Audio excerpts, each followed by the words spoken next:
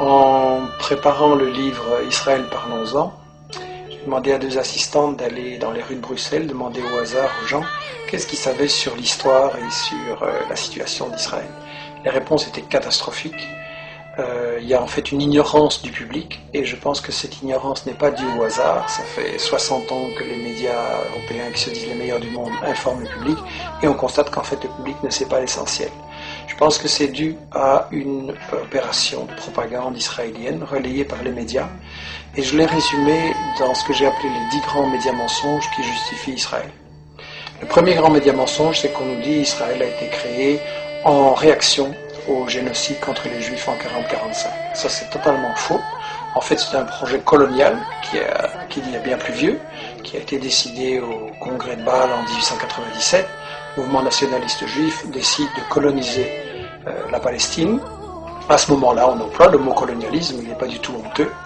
Et ils font appel aux puissances coloniales de l'époque pour ce qu'ils se rendent compte qu'ils ont besoin d'être protégés. Ils demandent à l'Empire turc qui n'est pas intéressé, mais l'Empire britannique lui est très intéressé parce qu'il veut absolument avoir des colons qui vont être installés là au milieu du monde arabe, entre la partie ouest et la partie est. Ils veulent affaiblir l'Égypte, qui est une puissance qui les inquiète. Ils veulent contrôler le canal de Suez, qui est la route vers la colonie des Indes qui leur rapporte énormément. Ensuite, les États-Unis vont prendre le relais. Eux, ce qui les intéresse, c'est le pétrole. Ils veulent l'Afrique du pétrole. Et donc, création coloniale d'Israël ne date pas du tout de 40-45, c'est bien plutôt, c'est un projet colonial. Il faut rappeler qu'à l'époque, les puissances coloniales européennes se partagent l'Afrique comme un vulgaire morceau de gâteau. Il y a une conférence à Berlin en 1885 avec l'Angleterre, la France, le Portugal, la Belgique, l'Allemagne.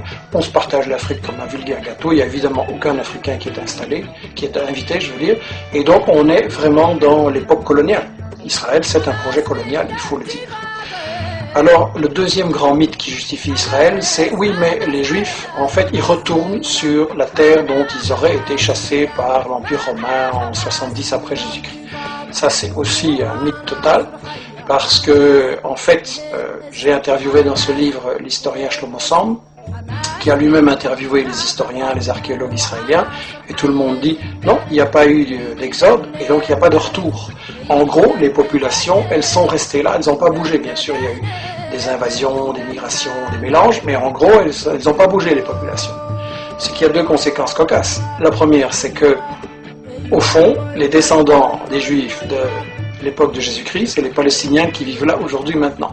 Et la deuxième conséquence, c'est que, alors, s'il n'y a jamais des gens qui sont partis, quels sont ces gens qui nous disent qu'ils reviennent? En fait, ce sont des convertis, des Européens de l'Est, de l'Ouest, des Maghrébins, qui se sont, à différents moments, pour différentes raisons, convertis à la religion juive.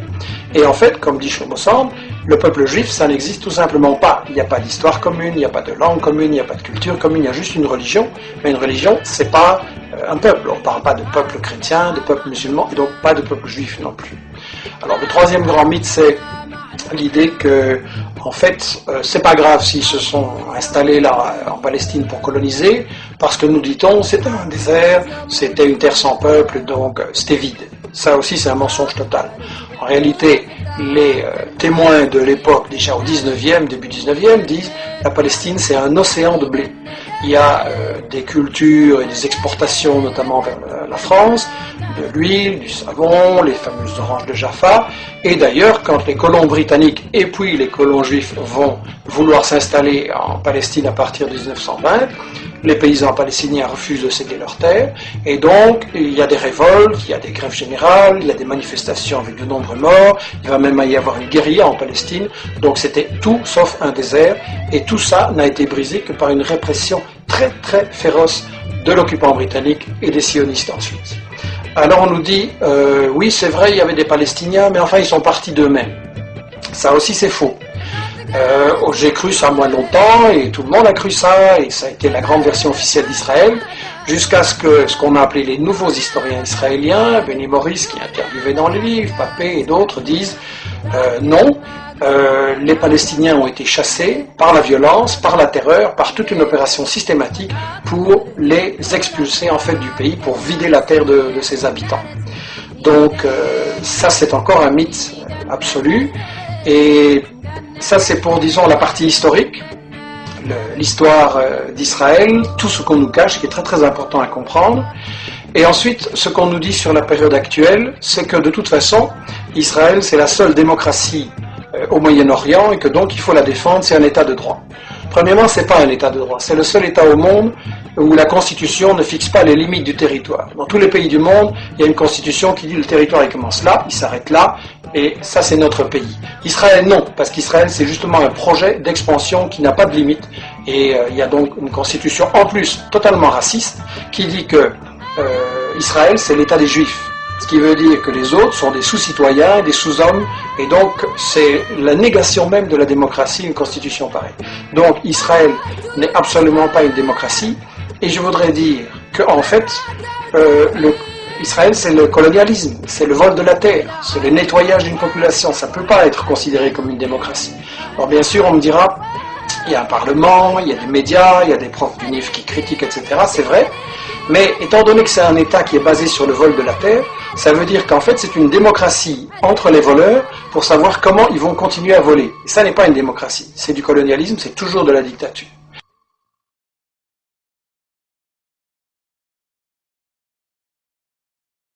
Alors on nous dit que les États-Unis, eux, ce qu'ils cherchent à protéger, en protégeant Israël et en mettant plus de 3 milliards de dollars d'aide militaire en armement chaque année pour aider Israël à bombarder et attaquer ses voisins, on nous dit que les États-Unis, ce qu'ils veulent, c'est protéger la démocratie au Moyen-Orient. Bien.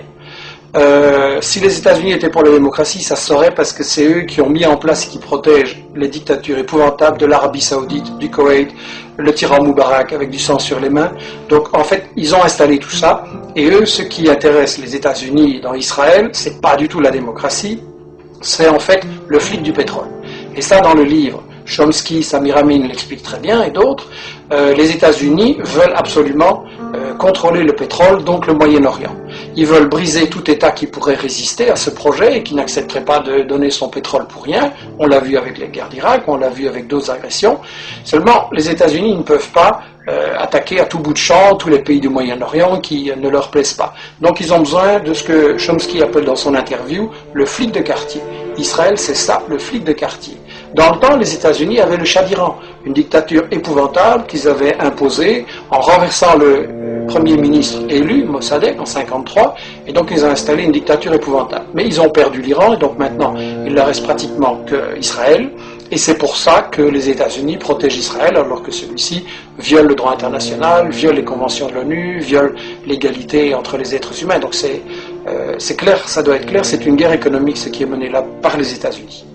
Alors l'Europe, elle se prétend plus neutre, elle prétend qu'elle est à la recherche d'une solution entre les Israéliens et les Palestiniens. C'est absolument faux. Solana, qui était le ministre des Affaires étrangères de l'Europe, a déclaré il n'y a pas longtemps à Israël, vous êtes en fait le 28e État membre de l'Union européenne. C'est l'industrie européenne de l'armement qui finance et collabore avec l'industrie israélienne de bombardement, de l'armement, pardon. On a des gens comme Lagardère en France et Dassault qui sont tout proches de Sarkozy et qui collaborent avec l'industrie de l'armement israélienne. Et en plus, lorsque les Palestiniens ont élu leur gouvernement, l'Union européenne a refusé de le reconnaître. Elle a clairement donné le feu vert à Israël pour bombarder Gaza. Et donc là, ça doit être très clair que quand Netanyahou, Barak, Olmert et tous ces gens-là bombardent les Palestiniens, c'est Sarkozy, c'est Merkel et c'est les gouvernements européens en même temps qui bombardent. Ça, c'est quelque chose qu'on doit dire clairement à notre opinion.